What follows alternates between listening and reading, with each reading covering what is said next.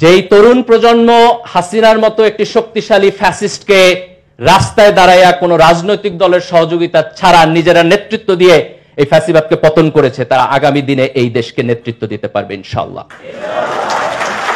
তা আমি হাসনাতকে দিয়ে শুরু করি। ঢাকা বিশ্ববিদ্যালয়ের যে শিক্ষক সমিতি ক্লাউন, তাদের যে আপা, তাদের যে প্রধানমন্ত্রী এখনো সাবেক বলে মনে করেন না, উনি কোথায় কোথায়? বাংলাদেশে? শ্বশুর বাড়ি? ভিসা নিয়ে গেছেন? পলাইছেন? তো উনি যদি বাংলাদেশের মুক্তিযুদ্ধের সত্যিকারের চেতনার অনুসারী হইতেন, তাহলে রাজনৈতিকভাবে পরাজয়ের পরও কোথায় থাকতেন? বাংলাদেশে। আজকে ওনার যে বাংলাদেশে থাকার মতো নৈতিক সাহস হইল না, এর মানে হইল এই যে গত 15 বছরের ফ্যাসিবাদী শাসন, এটি মূলত আমাদের দেশে ভারতীয় আধিপত্যবাদ ছিল। আজকে সবাইকে বিজয় দিবসের শুভেচ্ছা। ভারতীয় আধিপত্যবাদ মুক্ত, শোষণ মুক্ত, স্বাধীন বাংলাদেশে। কার বিজয় দিবস? বাংলাদেশের না ভারতের? মুক্তিযুদ্ধ কারা করছে, আমরা না ভারত? 24-এর বিপ্লব কি আমেরিকা করে দিয়ে গেছে না আমাদের তরুণ প্রজন্ম করছে? 24-এর বিপ্লব আমাদের তরুণ প্রজন্ম করেছে। 1971 সালের মুক্তিযুদ্ধ এই দেশের আপামর জনসাধারণ করেছে। আমাদের মুক্তিযুদ্ধ ভারতের না, আমাদের বিপ্লব আমেরিকান না, ইনশাআল্লাহ। সম্মানিত ভাইরা, আজকে আমি আল্লাহ সুবহানাহু ওয়া তাআলার কাছে শুকরিয়া জ্ঞাপন করছি যে বাংলাদেশে এমন একটি রাজনৈতিক পরিস্থিতি তৈরি হয়েছে যেখানে এই দেশের মানুষ স্বাধীনভাবে, মুক্তভাবে তার মতামত প্রকাশ করতে পারছে, কথা বলতে পারছে এবং তার গণতান্ত্রিক অধিকার চর্চা করতে পারছে। আমাদের এরকম একটা বাংলাদেশ স্বপ্ন ছিল। আমি যখন ঢাকা বিশ্ববিদ্যালয়ের ছাত্র ছিলাম তখন আমাদের এখানে গণতান্ত্রিক প্রক্রিয়া ছিল। আমরা স্বপ্ন দেখতাম যে গণতান্ত্রিক প্রক্রিয়ার মধ্য দিয়ে বাংলাদেশ এগিয়ে যাবে, কিন্তু দুঃখজনকভাবে আমরা সেই গণতন্ত্র থেকে একটি ফ্যাসিবাদের মধ্যে গিয়েছি। আজকে এই দেশের তরুণ প্রজন্মের নেতৃত্বে আমরা সেই ফ্যাসিবাদ উত্তরণ করেছি। 2000 এই ইলেকশনের আগের ইলেকশন, 2018 ইলেকশন, রাইট? 2018 ইলেকশনের পরে যখন আওয়ামী লীগের সরকার টিকে গেল, তখন এটা আমাদের গভীর আলোচনার বিষয় আসলো যে কিভাবে একটা অগণতান্ত্রিক সরকার একের পর এক নির্বাচন করে এই দেশে টিকে যাচ্ছে। আমাদের আলাপ আলোচনার মধ্যে আসলো যে বাংলাদেশে তাদের চুরি ডাকাতির মধ্য দিয়া যদি একটি গভীর অর্থনৈতিক সংকট তৈরি না হয় তাহলে সরকার দুর্বল হবে না। এবং এই অর্থনৈতিক সংকট না হওয়ার কারণ হচ্ছে, আপনারা দেখছেন হাজার হাজার কোটি টাকা চুরি করেছে, কিন্তু তারপর এখানে অর্থনৈতিক সংকট ওই পরিমাণ প্রকট হয় নাই। একটা কারণ হলো যে আমাদের জনসংখ্যার একটা ডিভিডেন্ড ছিল। এই দেশে তরুণ প্রজন্মের সংখ্যা বেশি এবং তারা কর্মক্ষম। আপনি যদি এখন ইউরোপে যান, আপনি যদি জাপানে যান, তাহলে আপনি দেখবেন যে সেই ক্ষেত্রে জনগণের মধ্যে বৃদ্ধ লোকের সংখ্যা বেশি, যারা সোশ্যাল সার্ভিস, সরকারের জনগণের ট্যাক্সের টাকা থেকে তারা সাপোর্টেড হয়। কিন্তু আমাদের দেশে একটা তরুণ প্রজন্ম বেশি ছিল। তো এটা আমাদের একসময় হতাশার কারণ ছিল, কিন্তু আলহামদুলিল্লাহ সেই তরুণ প্রজন্মের হাতেই এই ফ্যাসিবাদের পতন হয়েছে। আমার কাছে একসময় মনে হতো যে ছাত্রদের কাজ রাজনীতি করা না, ছাত্ররা পড়াশোনা করবে। রাস্তায় গিয়ে তারা যে আন্দোলন করে, সংগ্রাম করে, এটা হচ্ছে আমাদের রাজনৈতিক ব্যবস্থা সঠিকভাবে কাজ করে না বলে। কিন্তু সাম্প্রতিক সময়ে দুইটা বড় ঘটনা ঘটছে এবং যে কারণে আমি আমার পজিশন রিথিঙ্ক করতেছি। একটা ঘটনা হলো, আপনারা খেয়াল করেছেন যে ফিলিস্তিনে যে আগ্রাসন, যে অন্যায়, তার বিপরীতে আমেরিকার বিভিন্ন বিশ্ববিদ্যালয়ে তরুণ ছাত্ররা যে প্রতিবাদ করেছে, পুরো আমেরিকার জনগোষ্ঠীর মধ্যে লিবারেল বলেন, কনজারভেটিভ বলেন, কোন রাজনীতিবিদদের এই নৈতিক সাহস হয় নাই সেটা প্রতিবাদ করার। এই তারুণ্য প্রতিবাদ করেছে। তারা সবাই মুসলমান না, কিন্তু তারা সবাই তরুণ ছিলেন। এবং আজকে বাংলাদেশে এই ফ্যাসিবাদের বিপক্ষে যে সংগ্রাম হয়েছে, সেই সংগ্রাম এই দেশের তরুণ প্রজন্ম করেছে। আমি খুব সম্মানিত ফিল করতেছি সেই তরুণ প্রজন্মের নেতৃবৃন্দ এখানে বসা। এটা আমার প্রিভিলেজ এবং অনার। এবং আমি দৃঢ়ভাবে বিশ্বাস করি যে 47-এর পরে আমাদের 71 হয়েছে, 71 পরে আমাদের 24 হয়েছে, 24-এর পরে আর একটা গল্প আমাদের লিখতে হবে না ইনশাআল্লাহ। এই তরুণ প্রজন্ম বাংলাদেশের ভবিষ্যৎ। আমরা একটু ইতিহাস থেকে শুরু করি। বাংলায় মুসলমানদের একটা লম্বা সময়ের শাসন ছিল, 600-650 বছরের মতো।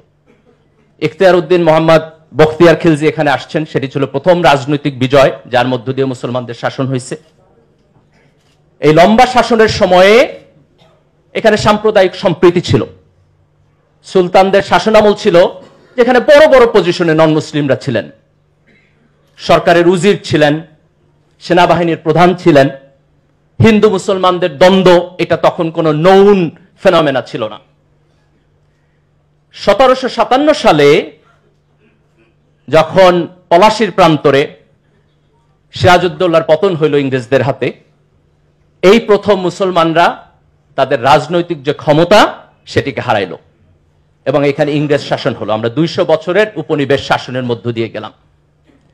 এই সময়ে ইংরেজদের স্পন্সরের মধ্য দিয়া এখানে একটা অর্থনৈতিক পরিবর্তন হয়েছে।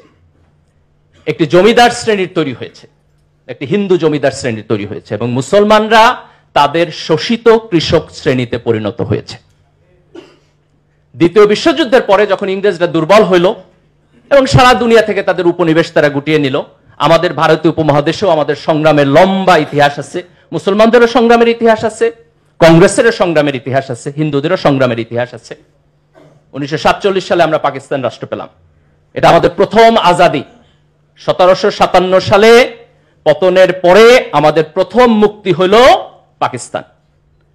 কিন্তু দুঃখজনক হইল যে পাকিস্তান রাষ্ট্রের মধ্যে আমরা ইনসাফ পাই নাই। পাকিস্তানের মুসলমানদের মধ্যে সম্ভ্রান্ত এবং গরিব এই দুই মুসলমানের পার্থক্য হলো। আপনারা এখনো বিভিন্ন বই যদি পড়েন আগের, দেখবেন যে লেখকের নামের পরিচিতিতে লেখা যে অত্যন্ত সম্ভ্রান্ত মুসলিম পরিবারে ওনার জন্ম হয়েছে। তো অসম্ভ্রান্ত কে ভাই? সম্ভ্রান্তের সংজ্ঞা কি? অসম্ভ্রান্ত কে? পশ্চিম পাকিস্তান যারা শাসন করছে তারা মনে করত যে পূর্ব পাকিস্তানের মুসলমান যারা চাষা ভুষা, যারা কৃষক, এই কৃষকের সন্তানরা যথেষ্ট পরিমাণ এলিট না। পূর্ব পাকিস্তান থেকে যারা মুসলিম লীগের রাজনীতি করত তারাও এই দেশের সংখ্যাগরিষ্ঠ মুসলমানদেরকে রিপ্রেজেন্ট করে নাই। আমাদের ধর্ম এক, কিন্তু অর্থনৈতিক ক্লাসের পার্থক্যের কারণে আমরা সেখানে ইনসাফ পাই নাই। ইনসাফ না পাওয়ার কারণে এই দেশের সংখ্যাগরিষ্ঠ মুসলমান 1971 সালে তাদের বিপক্ষে যুদ্ধ করেছে।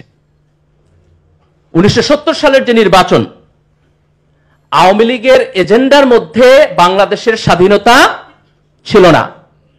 আওয়ামী লীগ স্বাধীনতা চাইছে না স্বায়ত্তশাসন চাইছে? 25শে মার্চে যখন এখানে সেনাবাহিনী ডিপ্লয় হয়েছে, শেখ মুজিবুর রহমান কি স্বাধীনতার ঘোষণা দিয়ে গেছেন? দেন নাই। তাহলে আওয়ামী লীগের যে রাজনীতি 1970 পর্যন্ত ছিল সেটি ছিল 6 দফার রাজনীতি, সেটি ছিল স্বায়ত্তশাসনের রাজনীতি।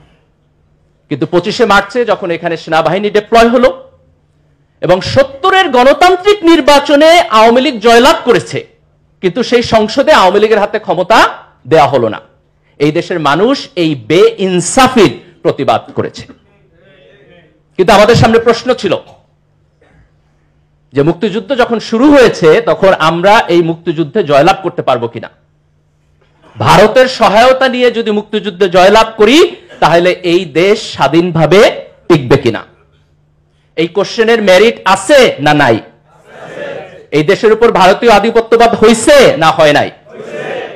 আমাদের দুইটা অপশন ছিল। একটা অপশন যে ঠিক আছে, আমরা পাকিস্তানের বেইনসাফির মধ্যে থাকবো ভারতের আধিপত্যবাদের ভয়ে। আমাদের রাজনীতিবিদদের মধ্যে কেউ কেউ এইটাকে রাইট মনে করেছেন, কিন্তু এই দেশের সংখ্যাগরিষ্ঠ জনগণ, এই দেশের তরুণ জনগণ, তারা পাকিস্তানের বিপক্ষেও যুদ্ধ করতে চাইছে, ভারতের আধিপত্যবাদের বিপক্ষেও যুদ্ধ করতে চেয়েছে। এই কারণে আমাদের সংগ্রাম 71-এ শেষ হয় নাই। আমাদের সংগ্রাম 24-এ এসে ভারত এবং পাকিস্তান উভয়ের আধিপত্যবাদের বিপক্ষে দাঁড়িয়ে আমরা সত্যিকারের বাংলাদেশী হয়ে উঠেছি। 71-এর মুক্তিযুদ্ধ ইসলামের বিপক্ষে হয় নাই।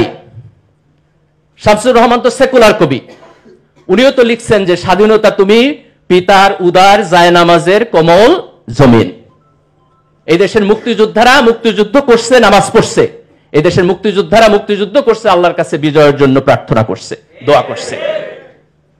কিন্তু স্বাধীনতার পরে এই দেশে আওয়ামী লীগ, শেখ পরিবার, কিছু বাম রাজনীতিবিদ তারা মুক্তিযুদ্ধের ইতিহাসকে মনোপলি করেছে।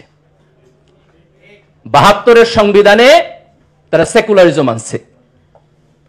৭০-এর নির্বাচনে আওয়ামী লীগের যে ৬ দফা কর্মসূচি, আওয়ামী লীগের যে নির্বাচনী ইশতেহার, আওয়ামী লীগের যে নির্বাচনী প্রচারণা, তার কোথাও সেকুলারিজম শব্দ আপনি 1000 বার খুঁজলেও পাবেন না।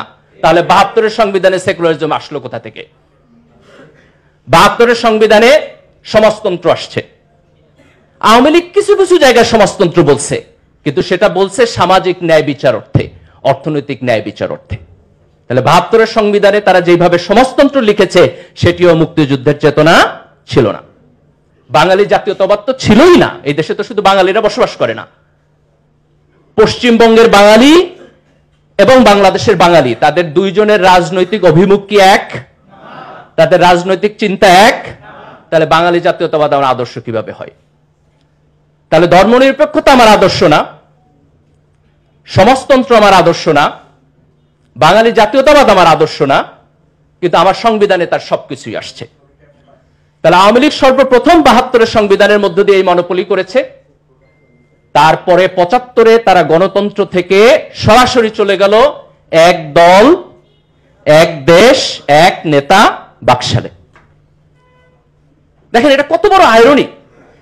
১৯৭০ সালের নির্বাচনে, গণতান্ত্রিক নির্বাচনে আওয়ামী লীগ জিতল। সেই নির্বাচনের ফলাফল পশ্চিম পাকিস্তান মানল না বলে আমরা মুক্তিযুদ্ধ করলাম। আর সেই মুক্তিযুদ্ধের মধ্য দিয়ে যে সরকার হইল, সেই মুক্তিযুদ্ধের যিনি নেতৃত্ব দিলেন সেই শেখ মুজিব ১৯৭৫ সালে সেই গণতন্ত্রকে বাদ দিয়ে উনি বাকশাল প্রতিষ্ঠা করলেন।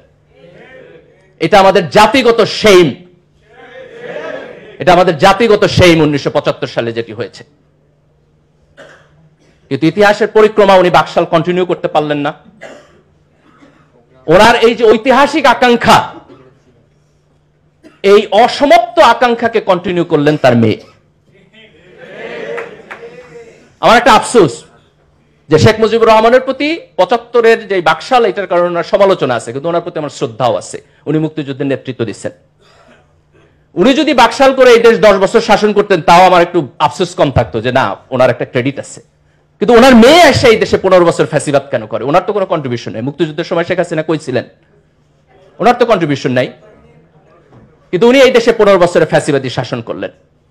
এবং আওয়ামী লীগের এই ফ্যাসিবাদী শাসনের পিছনে সবচেয়ে বড় যে জিনিসটা ওনারা ব্যবহার করলেন সেটি হলো মুক্তিযুদ্ধের চেতনা ইন্ডাস্ট্রি। ১৯৭১ সালের মুক্তিযুদ্ধ হয়েছে ৭০-এর নির্বাচনের গণতন্ত্র না মানার কারণে। তাহলে গণতন্ত্রের চাইতে মুক্তিযুদ্ধের বড় কোনো চেতনা আছে? তাহলে হাসিনা যে 3টা ইলেকশন চুরি করলেন, এটা কেমন করে মুক্তিযুদ্ধের চেতনা হয়? আপনি ১৯৭০ সালের নির্বাচনে শেখ মুজিবের বক্তব্য পড়েন, ওনার বক্তব্যের 75% হইল যে পূর্ব পাকিস্তানে কেন অর্থনৈতিক বৈষম্যের শিকার হইতেছে, কেন পশ্চিম পাকিস্তান এখানে ইনসাফ করতেছে না। আর গত 16 বছরে শেখ হাসিনা হাজার হাজার কোটি টাকা এই দেশ থেকে চুরি করছে। এই চুরি করার নাম কিভাবে মুক্তিযুদ্ধের চেতনা হয়? যদি দেশের টাকা চুরি করে বিদেশে পাঠানো মুক্তিযুদ্ধের চেতনা হয়, যদি গণতান্ত্রিক নির্বাচনকে করাপ্ট করে একটি একনায়কতান্ত্রিক সরকার ব্যবস্থা ডেভেলপ করা হচ্ছে মুক্তিযুদ্ধের চেতনা হয়, তাহলে সেই মুক্তিযুদ্ধের চেতনার আমার প্রয়োজন নেই। আমরা 24-এর এই বিপ্লবের মধ্য দিয়ে এই দেশের তরুণ প্রজন্ম যেটি অর্জন করেছে সেটি হলো যে ফ্যাসিবাদ এই দেশে টিকবে না। আমাদের গর্ব করা উচিত। আপনি আজকে মিডল ইস্টে তাকায় দেখেন, এক একটা দেশে 50 বছরের একনায়ক চলতেছে, কিন্তু আমাদের দেশে শেখ হাসিনা একটা লম্বা সময় থাকছে, কিন্তু 15 বছর পরে আমরা তাদেরকে বিদায় করেছি। তারা থাকতে পারে নাই। আমরা গণতান্ত্রিক সরকার ব্যবস্থায় প্রত্যাবর্তন করেছি এবং ইনশাআল্লাহ এই গণতন্ত্রকে আমরা সামনের দিকে এগিয়ে নিয়ে যাব।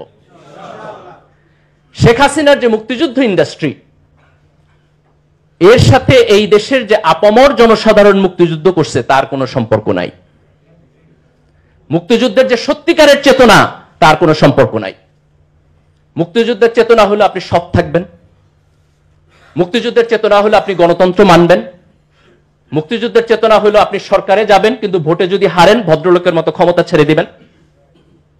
মুক্তিযুদ্ধের চেতনা হলো আপনি আপনার সন্তানকে যখন বিশ্ববিদ্যালয়ে পাঠাবেন সেখানে নোংরা ছাত্র রাজনীতি থাকবে না, সিট পলিটিক্স থাকবে না, একজনকে আপনি শারীরিকভাবে নির্যাতন করতে পারবেন না, একজন ছাত্রকে আপনি বুলিং করতে পারবেন না। মুক্তিযুদ্ধের চেতনা হলো আমার সন্তান এই রকম এডুকেশন সিস্টেম পাবে যেন সে বিশ্বের গ্লোবাল মার্কেটে গিয়ে কম্পিটিশন করতে পারে। 24-এর বিপ্লবের যে চেতনা সেটি মূলত মুক্তিযুদ্ধকে আওয়ামী লীগের যে দলীয়করণ এবং চেতনা ইন্ডাস্ট্রি তার থেকে মুক্তি দিয়ে এই দেশের জনসাধারণের কাছে ফিরিয়ে দিয়ে গেছে। 24 এবং 71-এর মধ্যে কোনো কনফ্লিক্ট নাই। যারা 24-এর চেতনার সাথে 71-এর কনফ্লিক্ট অনুভব করেন তারা মূলত অগণতান্ত্রিক শক্তি, তারা ফ্যাসিবাদী শক্তি, তারা মুক্তিযুদ্ধের চেতনা বিক্রি করতে চায় এবং এই দেশে তাদের মুক্তিযুদ্ধের চেতনার $1 মিলিয়ন ইন্ডাস্ট্রি আছে। এই ইন্ডাস্ট্রির প্রফিটে টান পড়ছে বলে তারা আজকে 24-এর চেতনার প্রতিবাদ করে। কিন্তু এই দেশের আপামর জনসাধারণ যারা 1947 সালে ভারতের সাথে যাইতে চায় নাই, 1971 সালে যারা পাকিস্তানের সাথে থাকতে চায় নাই এবং 2024 সালে যারা একটা ফ্যাসিবাদী সিস্টেমের মধ্যে থাকতে চায় নাই, এই সকল চেতনার মধ্যে কোনো কন্ট্রাডিকশন নাই, কোনো কনফ্লিক্ট নাই। আমরা একটি সুস্থ, সুন্দর, গণতান্ত্রিক, মানবিক এবং ইনসাফপূর্ণ সমাজ এখানে চাই এবং আজকের তরুণ প্রজন্ম তার নিজের বুকের রক্ত দিয়ে, সাহস দিয়ে যে রাজনৈতিক আন্দোলন এবং সংগ্রাম এবং গণ অভ্যুত্থানের মধ্য দিয়ে এটি তৈরি করেছে, আমরা বিশ্বাস করি যে আগামী দিনে বাংলাদেশ এই অক্ষপথে থাকবে, এই কক্ষপথ থেকে বাংলাদেশ বিচ্যুত হবে না ইনশাআল্লাহ। এবং তরুণদের এই ভূমিকা পালন করতে হবে। রাজনীতিতে কোনো ফ্রি ব্রেড অ্যান্ড বাটার নাই। আপনি যদি নাগরিক হিসাবে আপনার অধিকারের পক্ষে না দাঁড়ান, আপনি যদি নাগরিক হিসাবে আপনার ভয়েস রেজ না করেন, আপনি যদি নাগরিক হিসাবে আপনার রাজনৈতিক ভূমিকা পালন না করেন, তাইলে পরে রাজনৈতিক সিস্টেম নিজে নিজে ভালো হয়ে আপনাকে আপনার নাগরিক অধিকার দিবে না। আগামী দিনে আমাদেরকে সতর্ক থাকতে হবে এবং নিজের রাজনৈতিক অধিকারকে খুব স্পষ্টভাবে গণতান্ত্রিক প্রক্রিয়ার মধ্য দিয়ে আমাদের রিপ্রেজেন্টেশন নিশ্চিত করতে হবে। আগামী নির্বাচন আমরা আশা করতেছি সুষ্ঠু হবে। তরুণ প্রজন্মের দায়িত্ব হলো সৎ, দেশপ্রেমিক এবং যোগ্য ব্যক্তিকে ভোট দেয়া। মার্কা দেখে ভোট দেওয়ার দিন বাংলাদেশে শেষ হওয়া উচিত। আপনি কলা গাছ দাঁড় করায় দিবেন আর আমি ভোট দিব, আমার এই এলিজেন্সের মধ্য দিয়ে এই দেশের রাজনৈতিক ইত্রামি চলবে।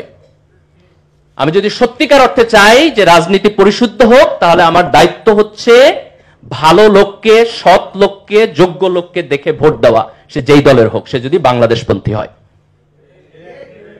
সে যদি ভারতপন্থী হয় তাহলে হাসনাদের ভাষা হলো মাইনরিটি, কিন্তু সে যদি বাংলাদেশপন্থী হয় তাহলে আমার দায়িত্ব হচ্ছে সৎ এবং যোগ্য ব্যক্তিকে ভোট দেওয়া। বাঙালি মুসলমানের এখানে যে ইতিহাস, সেই ইতিহাসে হিন্দুদের সাথে আমাদের কনফ্লিক্টের ইতিহাস আছে। ব্রিটিশদের সময়ে এখানে আমরা হিন্দু জমিদারদের হাতে এই দেশের সংখ্যাগরিষ্ঠ মুসলমান নির্যাতিত হয়েছেন, কিন্তু তার মানে এই না যে 1971 সালে যখন আমাদের রাষ্ট্র হলো, এই রাষ্ট্রের মধ্যে যারা বসবাস করে আজকের সেই হিন্দুরা সেই 1757-1857 সালের হিন্দুদের রিপ্রেজেন্টেটিভ না। আজকে যখন এই বাংলাদেশ স্বাধীন হয়েছে, আজকে বাংলাদেশের যে কোনো নাগরিক সে যদি বাংলাদেশ রাষ্ট্রের স্বার্থের পক্ষে থাকে তাহলে সে আমার ভাই, সে আমার বন্ধু, সে আমার ফেলো সিটিজেন। আমি তার অধিকারের পক্ষে দাঁড়াবো, সে আমার অধিকারের পক্ষে দাঁড়াবে। ধর্মের ভিত্তিতে, জাতীয়তার ভিত্তিতে, এথনিসিটির ভিত্তিতে আমরা এইখানে কোনো মেজরিটি মাইনরিটি ভাগাভাগি করতে চাই না। আমরা খুব স্পষ্টভাবে এটা বলতে চাই যে আমাদের ইসলামী মূল্যবোধের প্রতি গভীর শ্রদ্ধা আছে, কিন্তু আমরা সাম্প্রদায়িক না। আমাদের ইসলামিক মূল্যবোধের প্রতি গভীর শ্রদ্ধা আছে। আমরা এই দেশকে এমন ভাবে তৈরি করতে চাই যেখানে মানুষের ধর্মীয় মূল্যবোধ থাকবে, মানুষের মোরালিটি তার ধর্মের আন্ডারস্ট্যান্ডিং থেকে আসবে, কিন্তু ধর্মীয় হানাহানি থাকবে না। এখানে সাম্প্রদায়িক সম্প্রীতি থাকবে। আমাদের সেকুলারিজমের প্রয়োজন নাই। যেই সেকুলারিজম ইসলামোফোবিয়া তৈরি করে সেই সেকুলারিজম আমরা বাংলাদেশে চাই না। আজকে এখানে ঢাকা বিশ্ববিদ্যালয়ের ছাত্র যারা আছেন তাদের অভিজ্ঞতা আছে। আপনি যদি মাদ্রাসার ছাত্র হন, মাদ্রাসা থেকে পড়ে আসেন, আলিম করে আসেন, তাহলে আপনি বিশ্ববিদ্যালয়ে এসে ডিসক্রিমিনেশনের শিকার হন।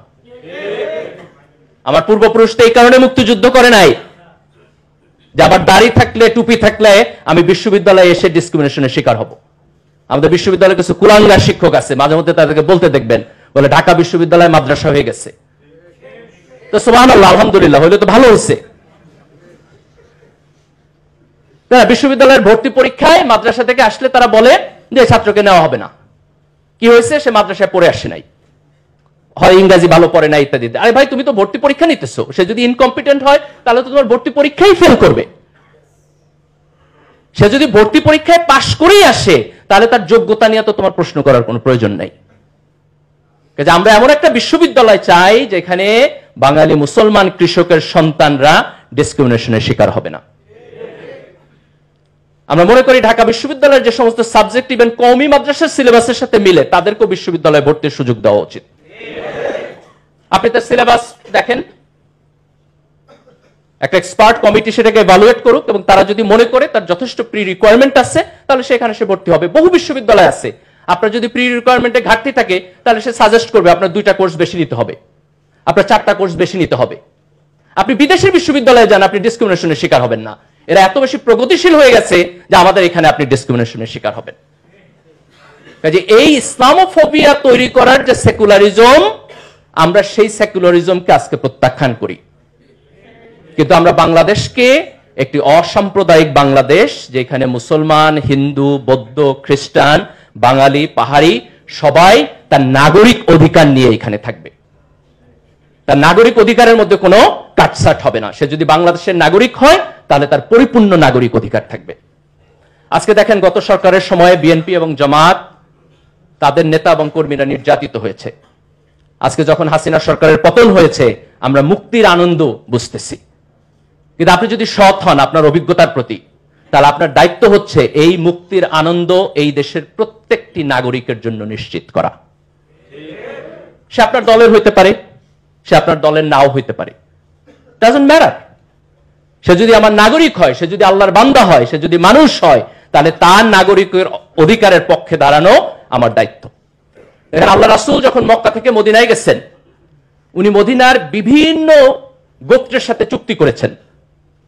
তার সব গোত্র মুসলমান ছিল না এবং তার চুক্তি হয়েছে যে আমি আক্রান্ত হলে তুমি আমাকে সাহায্য করবা, তুমি আক্রান্ত হলে আমি তোমাকে সাহায্য করব।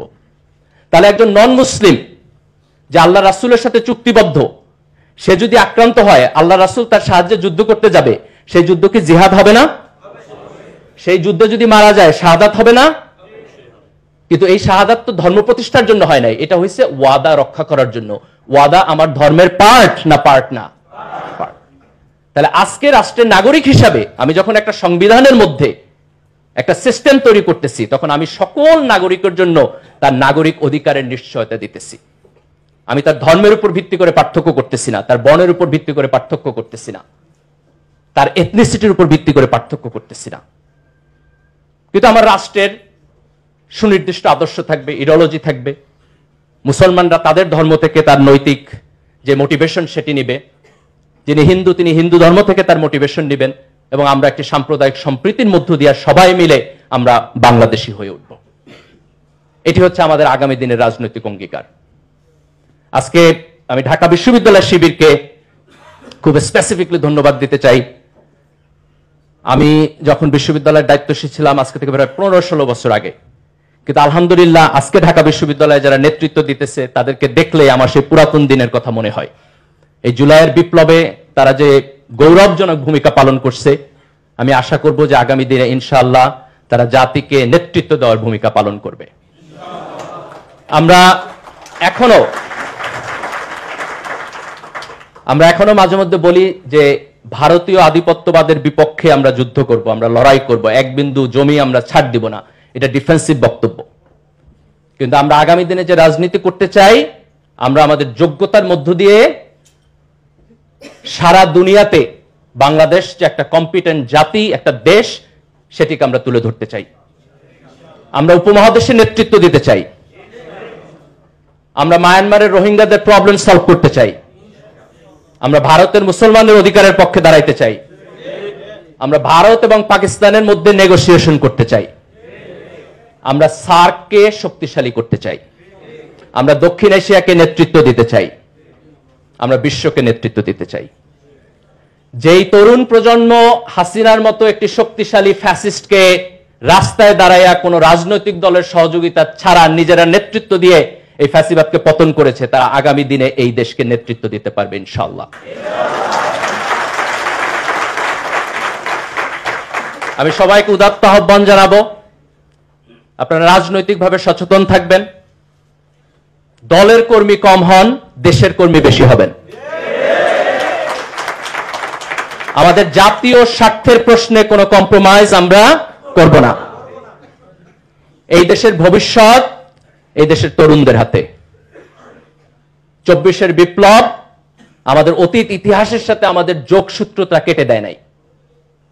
এটা 71-এর সাথে জড়িত, এটা 47-এর সাথেও জড়িত। আওয়ামী লীগ এই ইতিহাসকে মনোপলি করেছে, আজকে আমরা সেই মনোপলি থেকে এই দেশের ইতিহাসকে মুক্তি দিয়েছি। তো ইনশাআল্লাহ আমাদের যে সংগ্রাম, আমাদের যে ইনকিলাব, এটি চলবে। এই দেশের তরুণ প্রজন্ম আবার তার সংগ্রাম পরিচালনা করবে এবং ইনশাআল্লাহ আমরা বাংলাদেশকে একটি শক্তিশালী গণতান্ত্রিক রাষ্ট্র হিসেবে বিশ্বের বুকে দাঁড় করাবো। এটি হবে আমাদের আগামী দিনের রাজনীতি। বাংলাদেশ জিন্দাবাদ, ইনকিলাব জিন্দাবাদ।